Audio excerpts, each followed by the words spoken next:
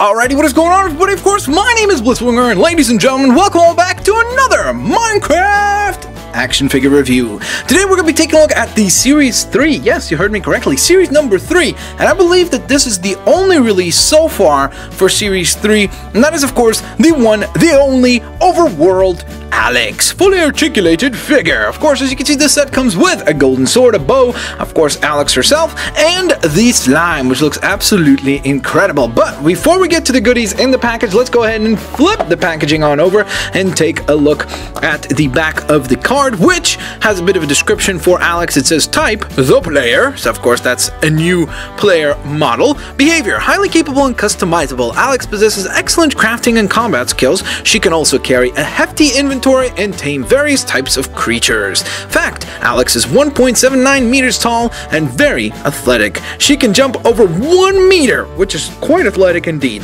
We get a really beautiful shot of Alex in a village, at least that's what it seems like, right? Because those buildings very much look like a village that you would discover. So we've got that, of course, and then of course we've got the very, very spooky slime, which you would never actually find in a village, unless if you're playing, I guess, modded Minecraft or something. But nonetheless, let's go on ahead and get Alex, whoa, out of packaging and take a look at the figure inside.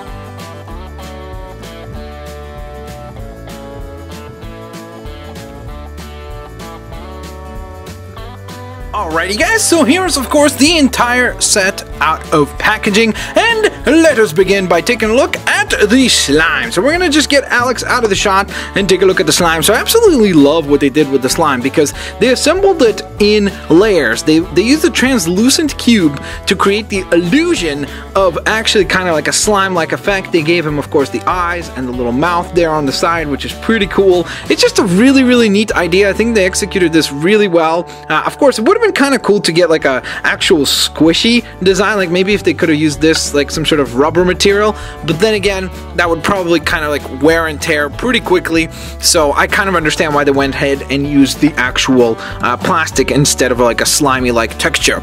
Now, interestingly enough, this is actually the exact same size as a typical block in the actual Minecraft action figure set, so you'll notice that it's just a block sized character. Typically it should be a little bit bigger, unless if this is a split off slime, like if that's one of the big slimes being cut in half, because I don't believe that the regular, like the large slime, is this small. I would imagine that he would at least be up to here and then maybe up to here in height, so it should be a little bit bigger in order to be to scale. But again, this is the action figure line, so you have to be a little bit more imaginative and give it a little bit more room for error, so to speak, especially because, again, you kind of have to use your imagination more so, and it's a bit unfair to compare everything to the game in that regard. That being said, speaking of comparing it to the game, of course, the suggestion in this set is that Alex should run around with a sword and the bow at the same time, which, as we know, is not possible because, well, unless you're playing with mods once again, but in the vanilla Minecraft and typical Minecraft, there is no dual wielding yet. At the time of this recording, you never know. Maybe a year from now or a couple months from now,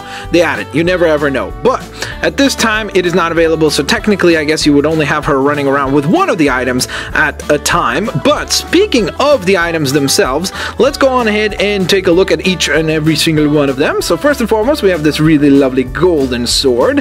Of course, the outer edge of it is not as accurate as it should be, but it's also not too bad, and again, it's one of those things that I've come to be used to see it this particular way. So, of course, we also have the bow right here, so you will notice, of course, again, they maintain the pixely-like elements and design. I really love the way that the rope looks. It just looks really, really neat, and of course, they do kind of, I guess, with this thing suggest as to how she should hold the bow.